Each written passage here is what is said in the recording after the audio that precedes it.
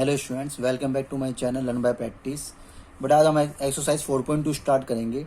बहुत most important exercise है ये। इस एक्सरसाइज में से क्वेश्चन पक्का आता है 100%। जो अभी आपका हाईएस्ट मार्क्स का क्वेश्चन आएगा 6 मार्क्स वाले जो क्वेश्चन होते हैं उसमें ये क्वेश्चन पक्का आता है। प्रूफ करने वाले क्वेश्चन में से 4.2 में से आएगा या मिसलेनियस में से आएगा इसकी, इसलिए बहुत ज़्यादा इंपॉर्टेंट एक्सरसाइज होती है।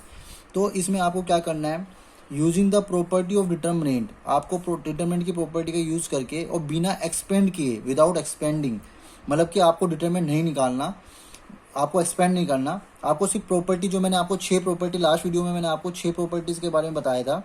अगर नहीं देखिए वो वीडियो पहले बेटा उस प्रॉपर्टीज वाली वीडियो को देख लें, अदरवाइज ये आपको एक्सरसाइज समझ में नहीं आएगी। क्लियर है? तो मैं आपको डिस्क्रिप्शन में उसका लिंक दे दिया है, ठीक है, वो आप प्रॉपर्टीज देख लें। तो उसके बाद इस एक्सरसाइज पर आना।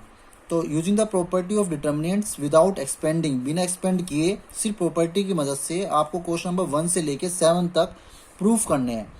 तो कैसे करेंगे इस प्रॉपर्टी को, इस क्वेश्चन को 0 के इक्वल लाना है। कैसे करेंगे देखो, मैंने बाय यूजिंग प्रॉपर्टी 5 लगाएंगे सबसे पहले। प्रॉपर्टी 5 में क्या था, बाय यूजिंग प्रॉपर्टी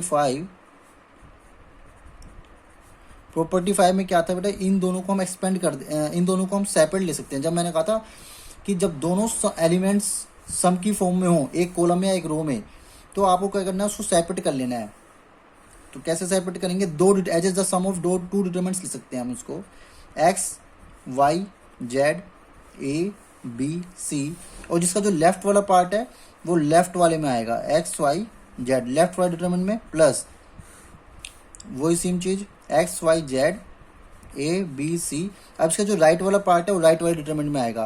तो इस तरह से आप प्रॉपर्टी को एक्सपेंड कर सकते हो, ठीक है। एक प्रॉपर्टी यूज हो गई। अब दूसरी प्रॉपर्टी, इसमें एक प्रॉपर्टी लग रही है, व्हेन द टू कॉलम या टू रो आर आइडेंटिकल तो then the determinant will be 0। This property is 3। ये बाय यूजिंग प्रॉपर्टी 3, जब कोई भी दो कॉलम या दो रो आइडेंटिकल हो उसका डिटरमिनेंट 0 हो जाता है। देखो इसमें दो कॉलम है C1 एंड C3 आइडेंटिकल है, इन तीनों में एक्स वाई जेड है, इसमें भी एक्स वाई जेड है। इसमें C2 और C3 कॉलम, ये दोनों कॉलम आइडेंटिकल है, सेम है, मतलब ABC आ रहा है, यहाँ भी ABC आ रहा है, तो इसका डिटरमिनेंट भी 0, इसका डिटरमिनेंट भी 0। तो 0 + 0 = 0, ठीक है। मैंने यहाँ लिख दिया है बाय यूजिंग प्रॉपर्टी 3। आपको एग्जाम में ऐसा नहीं लिखना, आपको पूरी प्रॉपर्टी लिखनी है, स्टेटमेंट लिखनी है उस प्रॉपर्टी की, तो आप स्टेटमेंट भी याद कर लेना, ठीक है। Hence proved. क्वेश्चन नंबर 2 है बेटा, हमें इसको भी प्रॉपर्टी की मदद से करना है बिना एक्सपेंड किए। देखो अब इसमें आप क्या कर सकते हो, अगर मैं R1 + R2 + R3 इन तीनों रो को आपस में ऐड कर दूं तो देखो क्या आता है रिजल्ट। R1 के लिए R1 + R2 + R3, तो मुझे ऐसा लग रहा है A - B + B - C + C - A, यहाँ लिखोगे आप तो ए से ये ए प्लस का, ये माइनस का, ये लिख के दिखा देता हूँ, plus B - C + C - A, ऐसे इसमें आ जाएगा। बी इस वाली R1 में इन तीनों को ऐड करो, B - C + C - A + A - B, ऐसे इन तीनों को ऐड कर लो, C - A + A - B + B - C। Clear है? यहाँ तक ऐड कर लिया। देखो A माइनस का A कैंसिल, माइनस के B + B कैंसिल, माइनस का C + C कैंसिल, ऐसे ही B माइनस प्लस का minus cancel, -C + C -A + A, ऐसे C - C -B + B A - A cancel, 0 हो गए सारे, और ये एज इट इज रहेगा। मतलब कि आपके एक रो में सारे एलिमेंट्स क्या हो गए बेटा, 0 हो गए। इससे हमें क्या पता लग गया कि अगर किसी भी रो, किसी कॉलम में सारे एलिमेंट अगर 0 हैं, किसी भी एक रो में या किसी भी एक कॉलम में अगर सारे एलिमेंट 0 हो गए तो समझ लो डिटरमिनेंट 0 हो गया, ठीक है। तो 0 0 0 B - C C - A A - B C - A A - B B - C। तो बेटा अगर किसी भी रो में या किसी भी कॉलम में सारे डिटरमिनेंट एलिमेंट 0 है, एक पूरी R1 में सारे एलिमेंट 0 है, तो उसका डिटरमिनेंट क्या हो जाएगा, 0, ठीक है। Hence proved. देखिए बेटा क्वेश्चन नंबर 3, आपको डिटरमिनेंट 0 लाना है with the help of property without expanding. तो हम किसमें ऑपरेशन लगाएंगे, ऑपरेशन क्या लगाएंगे, देखो यहाँ पे कॉलम 3 में, ये कॉलम 3 है और ये कॉलम 2 है और ये कॉलम 1 है। कॉलम 3 में 65, 75, 86। तो मुझे एक रिजल्ट समझ में आ रहा है, अगर मैं इसमें 9 की मल्टीप्लाई कर दूं कॉलम 2 में और C1 ऐड कर दूं तो यही बन जाएगा। कैसे देखो, 9 7 जा 63 प्लस 2 65, 9 8 जा 72 प्लस 3 75, 9 9 जा 81 प्लस 5 86। तो ये कॉलम यही बन जाएगा। फिर उसका दो कॉलम आइडेंटिकल आ जाएंगे तो डिटरमिनेंट 0 हो जाएगा। तो ऑपरेशन लगेगा C2 के लिए 9 की मल्टीप्लाई कर दो C2 में प्लस ऐड कर दो C1। तो इस तरह के ऑपरेशन मैंने बताए थे, ऐड कर सकते हैं हम, तो उससे कोई फर्क नहीं आएगा। तो 2 3 5 ये बन गया आपका 9 7 जा 63 प्लस 2 सी कॉलम 1 ऐड कर रहे हैं तो 65, 9 की C2 में 9 8 जा 72 प्लस 3 75, 9 9 जा 81 प्लस 5 86। तो यही कॉलम बन गया बेटा, जो ये था वो यहाँ पे आ गया।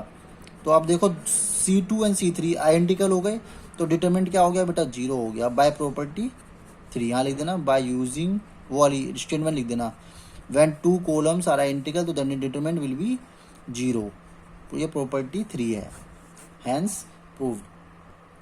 क्वेश्चन 4 देखिए बेटा, देखो मैं इसमें पहले इसको मल्टीप्लाई करूंगा 1 1 1, ये एज इट इज रहने दो, BC CA AB, इसको मल्टीप्लाई कर दो, अंदर ब्रैकेट ओपन कर दो, AB plus AC BC plus AB CA plus BC। ठीक है, ये मैंने ब्रैकेट ओपन कर दिया।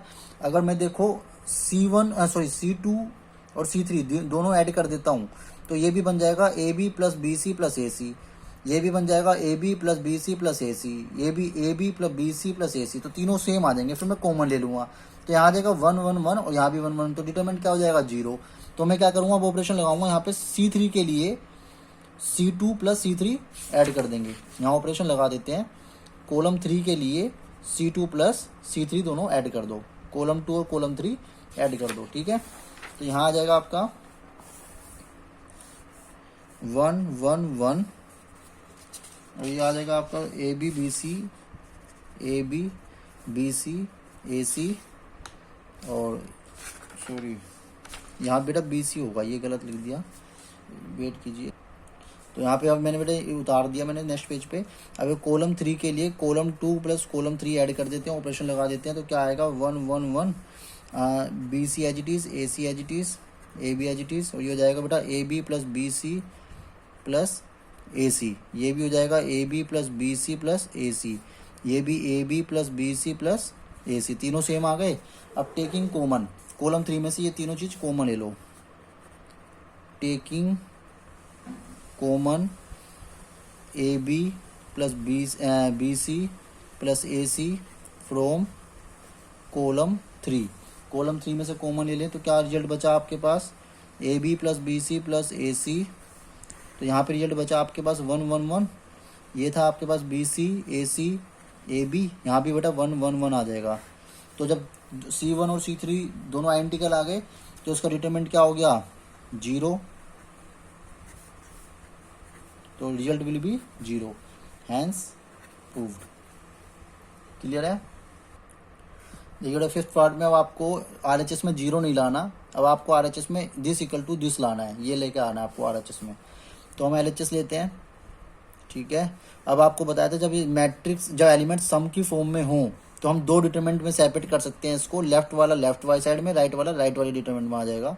तो कैसे लिखेंगे इसको, प्रॉपर्टी लगा देंगे इसमें 5 BCA QRP Y Z X, एक डिटरमिनेंट, तो एक डिटरमिनेंट फॉर्म तो ये बन गई। लेफ्ट वाले एलिमेंट्स हमने सारे लेफ्ट वाले डिटरमिनेंट में लिख दिया, राइट वाले एलिमेंट सारे राइट वाले डिटरमिनेंट में लिख दो, CA BRP Q Z X and Y। यहाँ तक क्लियर है। ठीक है, हमने प्रॉपर्टी यूज कर दी। अब क्या करना है, अब आपको लाना है ABC। देखो ABC कब आएगा, पहली रो में लाना है APX, सेकंड रो में BQY, थर्ड रो में CRZ। हमारे पास APX तो है, CRZ भी है, BQ, मगर ये अलग अलग डिफरेंट डिफरेंट रो में है। तो पहले इस केस की बात करते हैं, डिटरमिनेंट 1 की। डिटरमिनेंट 1 के लिए हमें क्या करना है, हमें इनको इंटरचेंज करना है। देखो अगर मैं R1 को R3 से इंटरचेंज करता हूँ तो ये जो वाला R1 तो पहुंच जाएगा ऊपर और ये नीचे आ जाएगा, फिर मैं R2 को R3 से इंटरचेंज कर दूंगा ताकि ये वाली कंसेप्ट बन जाए। तो एक बार इंटरचेंज करने पे R1 को पहले मैंने R3 से इंटरचेंज किया।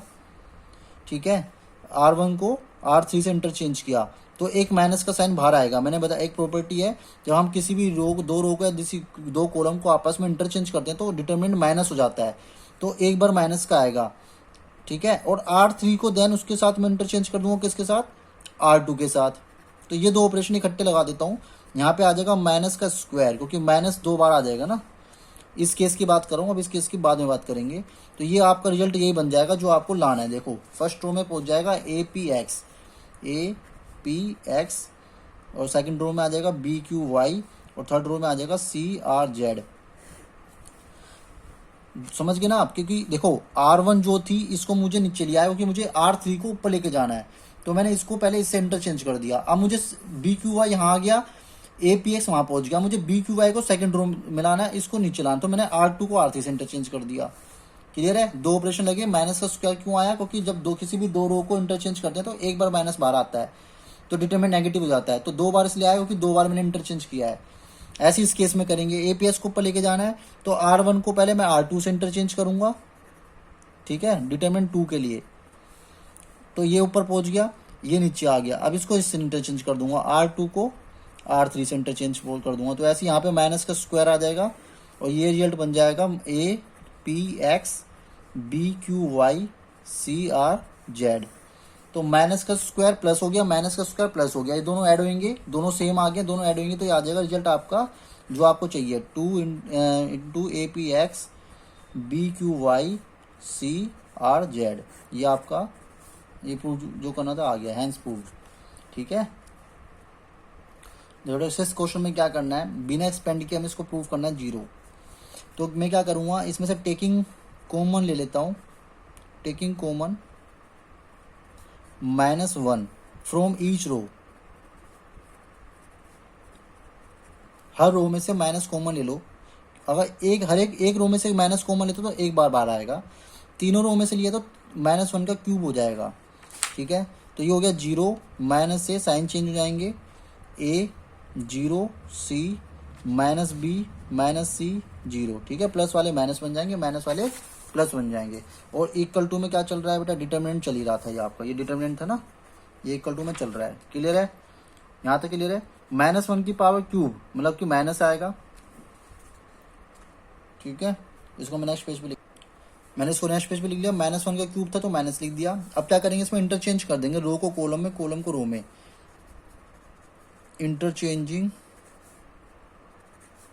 रोज एंड कॉलम्स, ठीक है। तो ये हो जाएगा determinant equal to -0 minus A B वहाँ चले आएंगे, A minus B 0 C minus C 0, ये ऐसे आ जाएगा। देखो फर्स्ट रो फर्स्ट कॉलम में आ गई, 0 minus A B, A 0 C second column में आ गया, थर्ड रो किस में आ गई, थर्ड कॉलम में आ गई। इसे कहते हैं interchanging the row and columns, इस तरीके से हम करते हैं। First row first column, second row second column में, थर्ड रो थर्ड कॉलम में आ जाती है। तो अब ये देखो, अगर ये बिल्कुल सेम टू सेम वही डिटरमिनेंट हो गया जो आपको प्रूफ करना था, ये वही चीज़ है डिटरमिनेंट जो स्टार्टिंग में गिवन था, 0 ए माइनस बी माइनस ए 0 सी, तो ये वही तो चीज़ आ गई घूम के। तो इसको मैं लिख सकता हूँ डिटरमिनेंट, तो माइनस डिटरमिनेंट और प्लस डिटरमिनेंट, ये जाके में प्लस हो जाएगा, इक्वल टू 0, तो 2 डिटरमिनेंट इक्वल टू 0, और डिटरमिनेंट की वैल्यू क्या आ गई, 0, हैंस प्रूव्ड। यही आपको लाना था, ठीक है, 0 के इक्वल टू लाना था। मतलब आपको क्वेश्चन नंबर 7 में आपको ये प्रूफ करना है, ठीक है। ये आपको डिटरमिनेंट दे रखा है, तो हम सबसे पहले क्या करते हैं, हमें क्या दिख रहा है, सबसे पहले आपको देखना होता है कि इसमें हम क्या कर सकते हैं, स्टेप क्या ले सकते हैं। देखो जहाँ तक मुझे दिखाई दे रहा है, ए बी, ए इस फर्स्ट में ए आ रहा है, सेकंड में बी बी बी आ रहा है, और थर्ड में सी सी सी आ रहा है। तो आप क्या करो, ए कॉमन ले लो फ्रॉम R1 में से, बी कॉमन ले लो R2 में से, सी कॉमन ले लो R3 में से। तो इससे लिखो taking common A B and C from R1 R2 and R3, तीनों में से कॉमन ले लोगे तो ये आ जाएगा ए बी सी बाहर, यहाँ बच गया माइनस ए बी सी, यहाँ ए माइनस बी सी, यहाँ पे क्या बच गया, सी कॉमन ले तो ए बी माइनस सी बच गया। अब यहाँ पे देखो, अगर मैं दोबारा से अब कॉलम 1 कॉलम 2 और कॉलम 3 में से ए बी सी बाहर ले लूँ तो दोबारा से A square B square C square आ जाएगा। Taking common A B C from column 1 column 2 and column 3, इन तीनों में से कॉमन ले लो तो ये हो जाएगा ए square B square C square, क्योंकि ए बी सी पहले से था, ए बी सी दोबारा कॉमन ले रहे तो ये ए स्क्वायर हो गया, ए इंटू ए स्क्वायर। तो यहाँ बच गया माइनस ए 1 1 1 माइनस 1 1 1 1 माइनस 1। अब देखो अगर मैं C1 और C2 को ऐड कर दूं तो -1 + 1 0, 1 - 1 0, तो यहाँ पे 2 जीरो आ जाएंगे। तो इसलिए हमारा मकसद होता है ऐसे क्वेश्चनों में, प्रूफ करने वाले क्वेश्चनों में, कि जीरो बन जाए, ठीक है, जब कुछ नजर नहीं आ रहा हो। तो C1 के लिए ऐड कर दो C1 + C2, तो ये हो जाएगा ए square B square C square, तो है ही, यहाँ पे 2 जीरो बन जाएंगे, एक जीरो ये एक जीरो ये, तो 1 + 1 2, तो 1 - 1 1 as it is, 1 1 -1 as it is, ठीक है। हमने C1 और C2 को ऐड कर दिया है। अब इसको ना देखो बिना एक्सपेंड किए हम ला नहीं पाएंगे इसको। अब देखो 2 जीरो बन गए हैं, अब आप कॉलम 1 को एक्सपेंड कर दो, थोड़ा सा इसको एक्सपेंड कर देंगे, एक्सपेंड बाय कॉलम 1, तो ए square B square C square, यहाँ पे कॉलम 1 में ये कौन सा एलिमेंट है, first row, sorry first column है, थर्ड रो, तो 3 1 हो गया, तो -1 की पावर 3 + 1 × 2। अब इसको छोड़ा, इसको इस वाली रो को छोड़ दो और इस कॉलम को ऐड कर दो, तो 1 × 1 1 × -1, तो डिटरमिनेंट हमने निकाल दिया इसका। तो ये आ जाएगा आपका ए square B square C square, -1 की पावर 4 है तो इवन हो गया, 2 × 2, ये आ गया 4, तो 4a square B square C square, hence proved. ये क्वेश्चन यहाँ पे प्रूफ हो गया, ठीक है। आई होप आपको समझ में आ गया होगा।